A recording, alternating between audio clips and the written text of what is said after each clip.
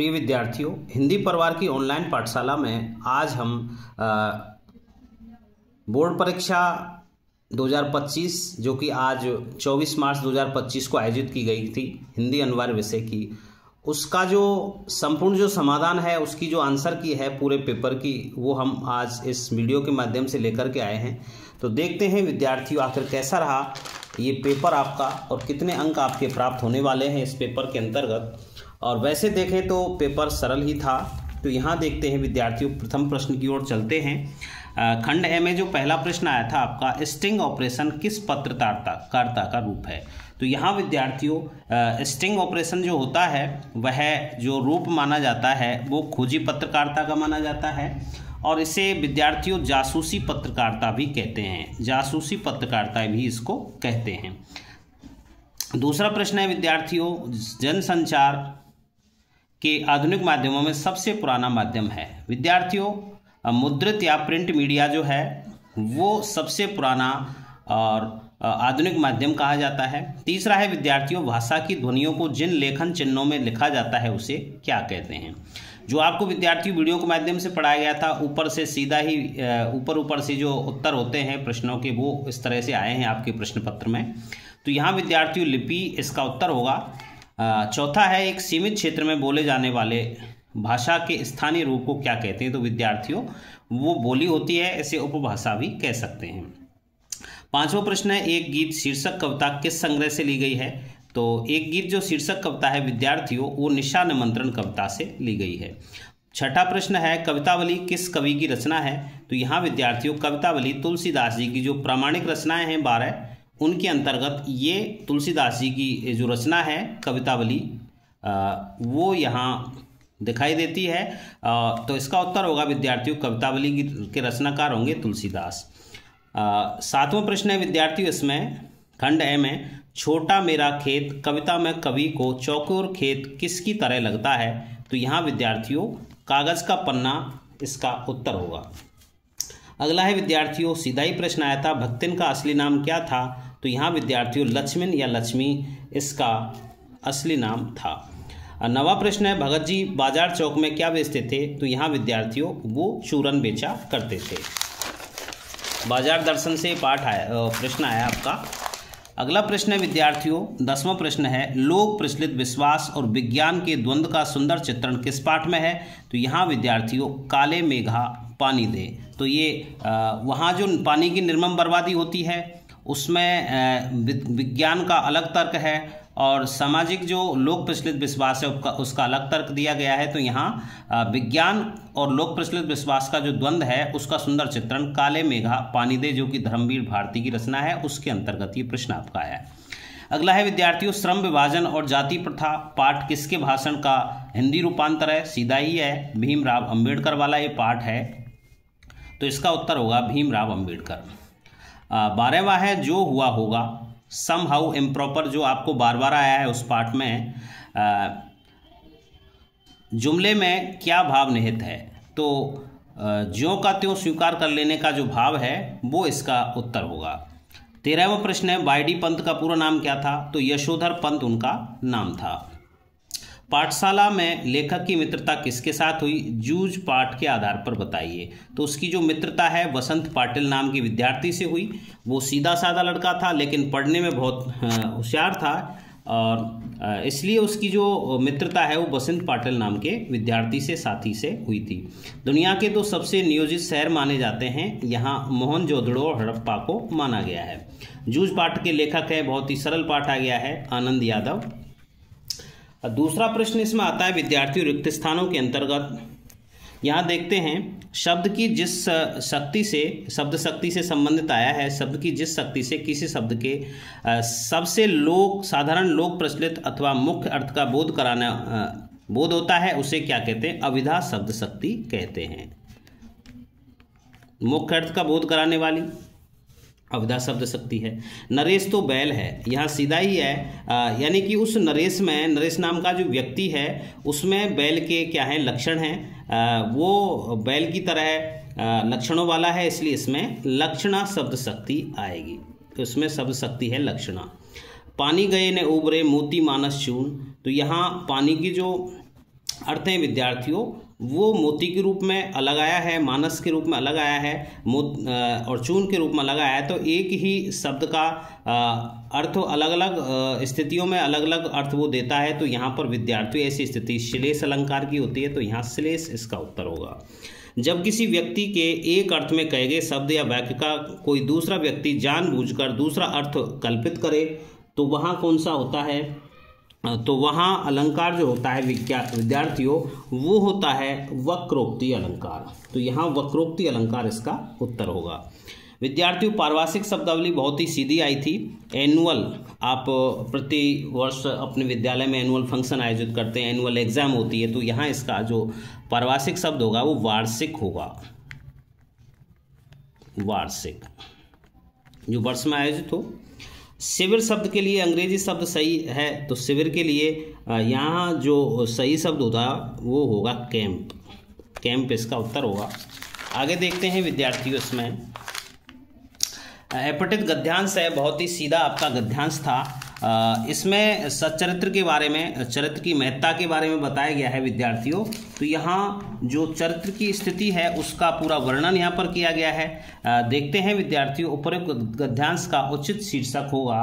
तो यहाँ विद्यार्थियों उचित शीर्षक लिखने के लिए हमें शॉर्ट लिखना होता है शीर्षक के रूप में। तो जो भी इसका भाव है इस पूरे के पूरे अपठित गद्यांश का वो लिखना था। इसमें आप कई प्रकार के अपने सोच के अनुसार अपने शीर्षक लिख सकते थे। लिख सकते हैं चरित्र का बल, चरित्र बल, या सच्चरित्र लिख सकते हैं, उत्तम चरित्र लिख सकते हैं, चरित्र का महत्व लिख सकते हैं, या चरित्र का जीवन में योगदान लिख सकते हैं। तो चरित्र को लेकर के हम इसका शीर्षक निर्मित करेंगे। कुछ भी लिखा है चरित्र से संबंधित वो आपका शॉर्ट वाला जो शीर्षक है वो सही होगा। मनुष्य का सर्वोत्तम गुण क्या है? तो सबसे पहले इस पंक्ति में दिया हुआ है चरित्र बल मनुष्य का सर्वोत्तम गुण है, तो यहां इसका उत्तर होगा चरित्र बल। तीसरा है चरित्र की शक्ति से मनुष्य क्या क्या कर सकता है? तो चरित्र की शक्ति से मनुष्य अपने चरित्र की शक्ति से अनेकानेक आपत्तियों, विपत्तियों और कठिनाइयों का सामना कर सकता है। तो ये इसका उत्तर होगा।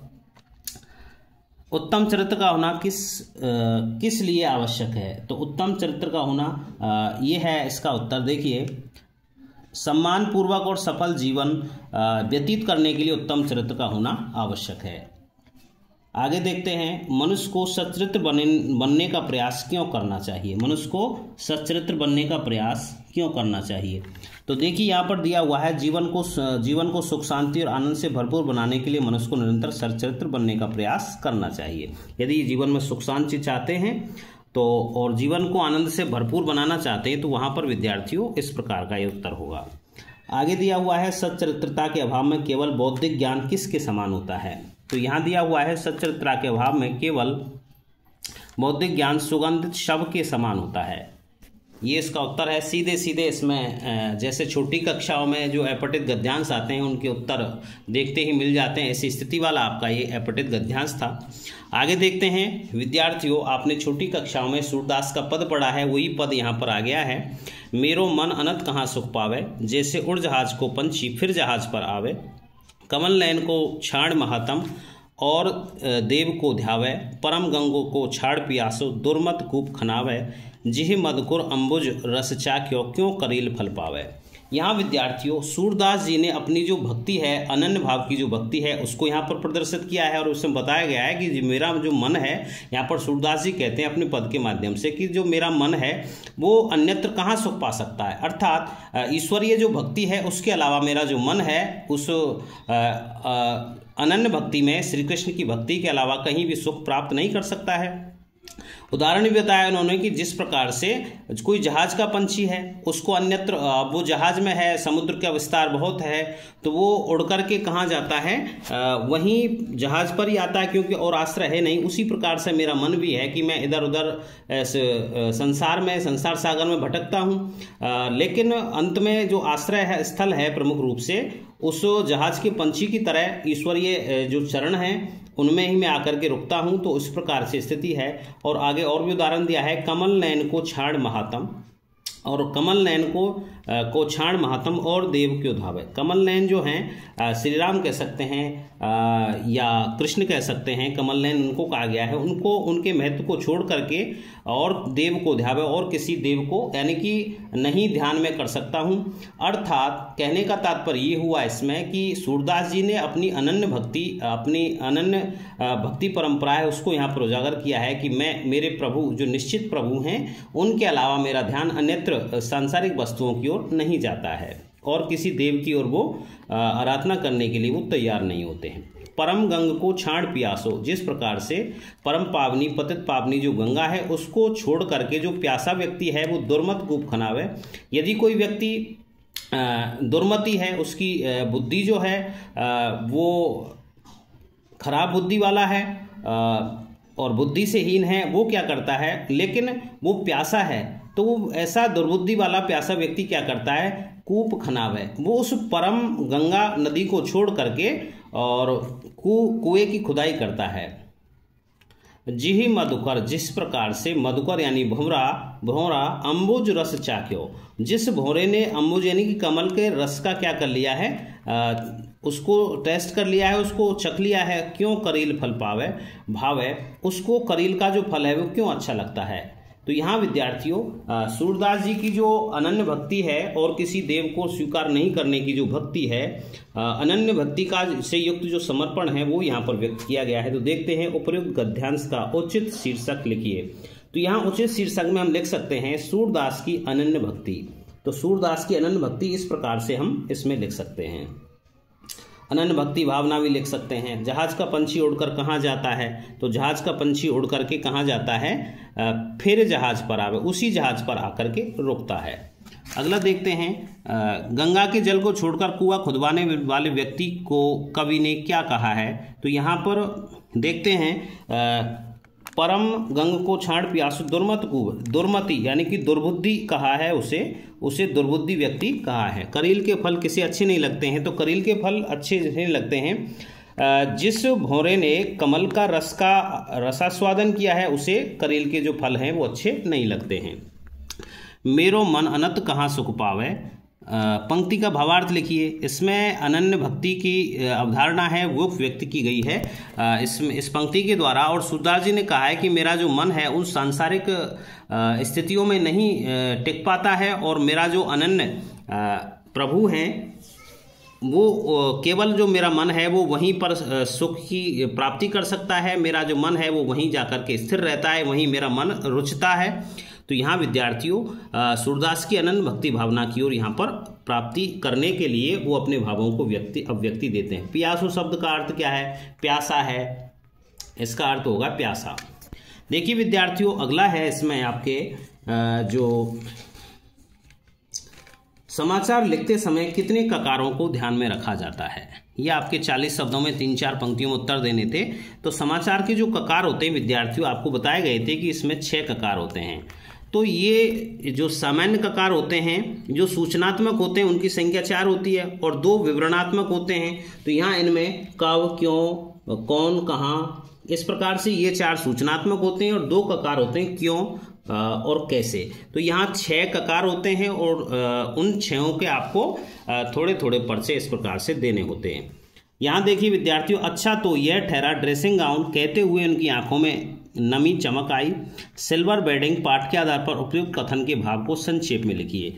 यहाँ विद्यार्थियों आप यशोधर बाबू के उस चरित्र को, उस पाठ को याद करिए जब वो जो आधुनिकता हावी उस आजकल की दुनिया पर हो गई है, अपने जो जितने भी सदस्य हैं घर वाले वो आधुनिकता की तरफ हावी हो गए हैं और ये अपने सम्मान के लिए वो क्या करना चाहते हैं, जितने उनके पुत्र हैं, उनकी पुत्री है, पत्नी है, वो उनकी जो प्राचीन परंपराओं से युक्त जब यशोधर बाबू को देखते हैं तो उनके मन में थोड़ी सी ग्लानि आती है, क्योंकि उनके दोनों के भाव हैं वो अलग अलग प्रकार के हैं।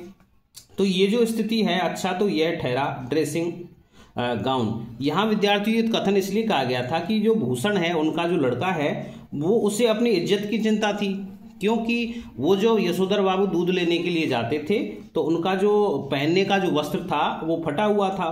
तो यहाँ विद्यार्थियों इस कथन के द्वारा बताया गया है कि मानव मूल्यों का ह्रास वर्तमान जो संसार है उसमें चल रहा है और पाश्चात्य संस्कृति का अंधानुकरण यहाँ पर दिखाया गया है, केवल दिखावे की संस्कृति यहाँ पर व्यक्त की गई है। देखिए 7वां प्रश्न है, पहले दिन ही कक्षा में बैठने पर लेखक का मन खट्टा क्यों हो गया? पाठ के आधार पर लिखिए। विद्यार्थियों आनंदा जो है जूझ पाठ के आधार पर हम देखते हैं कि वो 5वीं कक्षा में पढ़ता है। पहले वो 1 साल उसने पढ़ाई छूट गई थी उसकी, इसलिए जो छोटी उम्र के बच्चे थे उनके साथ उसे पढ़ने के लिए जाना पड़ा। जब वो संघर्षों का सामना करते हुए पहले दिन जो कक्षा में गए थे वो आनंदा, तो उसने देखा कि कुछ शरारती बच्चे हैं, उनका गमछा उठाया है और टीचर की टेबल पर रख दिया है। बाद में जो लंच समय था उसमें उनकी धोती को खोल दिया गया है। तो ऐसी स्थितियों से वो झिझक गया है, डर गया है। तो ऐसी स्थिति में उसका जो मन है वो खट्टा हो गया है। इस प्रकार से आपको लिखना था। अगला है विद्यार्थियों 8वां प्रश्न, कैमरे में बंद अपाहिज कविता में रघुवीर सहाय ने किस सामाजिक विडंबना को उभारने का प्रयास किया है? तो यहाँ विद्यार्थियों जिस प्रकार से जो संचार के साधन हैं उनमें व्यावसायिकता का प्रवेश हो गया है, उनमें क्रूरता है, शोषण की भावना है, बाजारीकरण उनमें आ गया है। तो यहाँ स्वार्थपरता वाली स्थिति को यहाँ पर बताया गया है। ये जो संवेदनहीनता है उन दिव्यांग व्यक्तियों के प्रति उसे यहाँ पर बताया गया है कि अपने केवल व्यावसायिकता के प्रचार के लिए और वो कैमरे को इस प्रकार से दिखाते हैं कि वो जो दिव्यांग व्यक्ति है वो रोने को मजबूर हो जाता है। तो इस प्रकार से यहाँ संवेदनहीनता को, समाज में प्रचलित जो संवेदनहीनता है उसको बताने के लिए और शोषण की प्रवृत्ति है उसको बताने के लिए, बाजारीकरण को व्यक्त करने के लिए वो इस प्रकार से वहाँ पर उभारने का प्रयास लेखक के द्वारा, रघुवीर सहाय जी के द्वारा किया गया है। विद्यार्थी 9वां प्रश्न है कि लोट्टन के सिर पर कसरत की धुन कब सवार हुई? पहलवान की ढोलक। पाठ के आधार पर उत्तर दीजिए। विद्यार्थियों हम जब पढ़ते हैं लोट्टन वाले पाठ को तो उसमें आता है कि वो जब उससे वो जो लोट्टन सिंह है वो कहाँ रहा था, अपनी सास के द्वारा उसका पालन पोषण किया गया था। तो वहाँ गांव वाले क्या करते थे, उसकी सास को परेशान करते थे, विधवा औरत थी उसको परेशान करते थे। तो उनसे बदला लेने के लिए, अपनी स्थिति को मजबूत करने के लिए उनमें कसरत की धुन सवार हुई थी। तो यहाँ विद्यार्थियों उसमें इस प्रकार से आना है। यहाँ विद्यार्थियों 10 से 14 तक के जो प्रश्न हैं वो 60 से 80 शब्दों वाले थे। देखते हैं। जाति प्रथा 10वां प्रश्न है, जाति प्रथा को यदि श्रम विभाजन मान लिया जाए तो ये स्वाभाविक विभाजन नहीं है। पंक्ति को श्रम और विभाजन जाति प्रथा पाठ के आधार पर स्पष्ट कीजिए। विद्यार्थी इसमें पाठ में बताया गया है कि जो वर्तमान में प्रचलित जो सामाजिक जो जाति प्रथा वाली व्यवस्था है उसी के अनुसार श्रम विभाजन मान लिया गया है। और लेकिन लेखक ये मानता है कि ये जो विभाजन किया गया है कि जिस जाति में जिस व्यक्ति ने जन्म लिया है तो वो उसी कर्म को करता आएगा। लेकिन यहाँ पर ये जो स्थिति सामाजिक स्थिति में चल रही है, सामाजिक दौर में ये प्रचलित है, तो वो स्वाभाविक विभाजन नहीं है। इसमें श्रम विभाजन जो है वो वंशानुगत नहीं होकर के और वर्णानुसार पेशा निर्धारित करना जो प्रचलित है वो इस प्रकार से वो दोषपूर्ण स्थिति में है।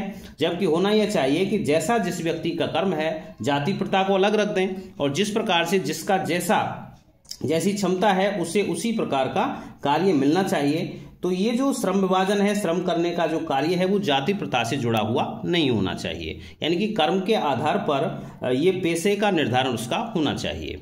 यहाँ विद्यार्थियों दूसरा प्रश्न है इसमें अथवा में, बाजार का जादू कैसे काम करता है? बाजार दर्शन जैनेन्द्र का जो पाठ है उसमें उसके आधार पर समझाना है।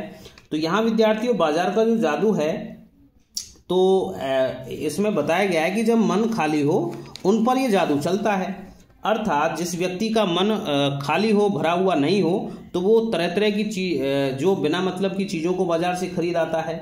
जिनकी क्रय शक्ति बहुत है, यानी कि खरीदने की क्षमता उनके पास, पैसा तो बहुत है पर भी मन भरा हुआ हो, ऐसा पर बाजार का जादू नहीं चलता है। यानी कि कितना भी पैसा हो व्यक्ति के पास, यानी कि क्रय शक्ति, परचेजिंग पावर खूब है व्यक्ति की, लेकिन यदि उसका मन भरा हुआ है तो वो उस पर क्या है, बाजार का जादू नहीं चलता है। वो अनाप शनाप चीज़ों को, बिना काम की चीज़ों को बाजार से नहीं खरीदता है। तो यहाँ पर कहने का मतलब यह हुआ कि मन खाली होने पर ही और उस व्यक्ति पर, संबंधित व्यक्ति पर बाजार का जादू चलता है।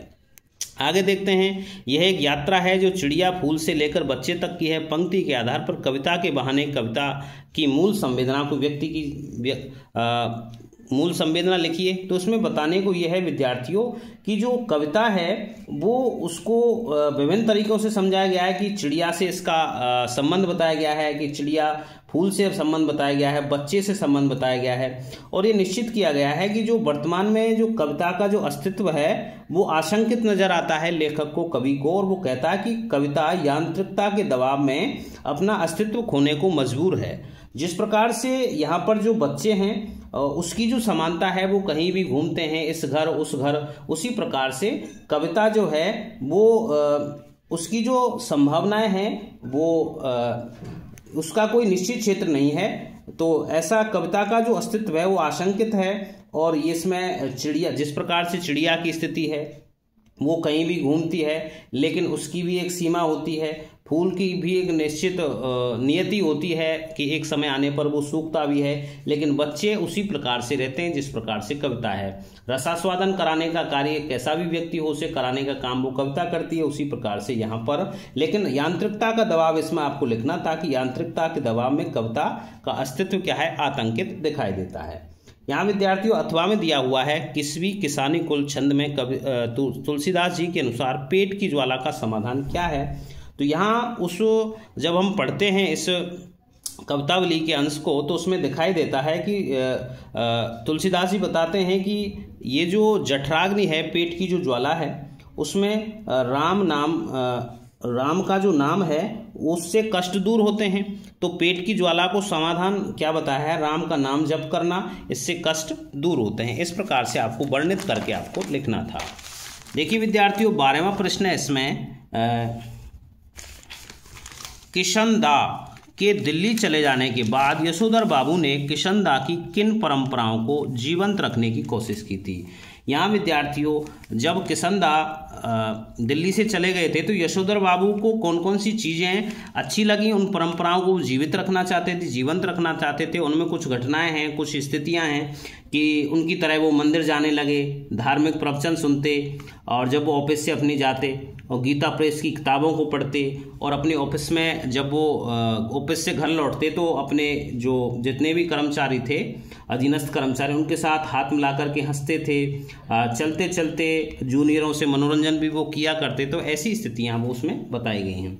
इसमें अथवा में आता है विद्यार्थियों, मोहनजोदड़ो की गलियों में घूमते हुए लेखक को अनचाहे ही राजस्थान का ख्याल क्यों आया। अतीत में दबे पांव जो मोहन थानवी के द्वारा लिखित है, उसमें पाठ के आधार पर लिखना था। तो इसमें विद्यार्थियों आया है, राजस्थान का ख्याल आया है कि उन स्थितियों को देखते हुए, उन सभ्यताओं को देखते हुए जो मोहनजोदड़ो की गलियां हैं वहां देखते हुए उन्हें अचानक से एक कुलधरा जो स्थान है जैसलमेर में, वहाँ क्या हुआ था कि वो अचानक से रात में उस समय जो वहाँ का राजा था उसके प्रताड़ना के कारण वो जो गांव था कुलधरा रात रात में वीरान हो गया था, पूरा का पूरा गांव छोड़ करके वहाँ से चला गया था। तो ऐसी स्थितियाँ अब लेखक को कहाँ दिखाई देती है, मोहनजोदड़ो में दिखाई देती है, इसलिए राजस्थान का ख्याल उसे इसलिए आया था। यहाँ विद्यार्थियों जो आपको साहित्यिक परिचय आया था वो हरिवंश राय बच्चन और धर्मवीर भारती जी का आया था, किसी को भी आप लिख सकते थे। तो यहाँ जैसे आपको हरिवंश राय जी का जो परिचय है वो लिखना था। तो हरिवंश राय बच्चन जी के परिचय में हालावाद की आपको वो बतानी थी कि हालावाद के समर्थक थे, 1907 में जन्म है और 2003 में मुंबई में निधन हुआ। प्रमुख जो स्थितियां हैं, कविताएं हैं, उनका जो कविता संसार है, रचना संसार है, मधुशाला, मधुबाला, मधुकलश, और इस प्रकार से इनकी आत्मकथाएं भी लिखनी थी। तो इस प्रकार से आपने जो मुख्य बिंदु थे वो आपको लिखने थे। धर्मवीर भारती के बारे में जब जानते हैं तो वहाँ 1926 में जन्म है, 97 में मृत्यु है, कौन कौन से उन्होंने साहित्यिक रचना की वो सभी आपको पॉइंट बना करके लिखने थे। अब देखिए विद्यार्थियों 14वां जो प्रश्न आता है इसमें, फीचर कितने प्रकार के होते हैं। तो यहाँ विद्यार्थियों फीचरों की जो स्थिति है वो आपको मुख्य रूप से 8 प्रकार बताए गए थे।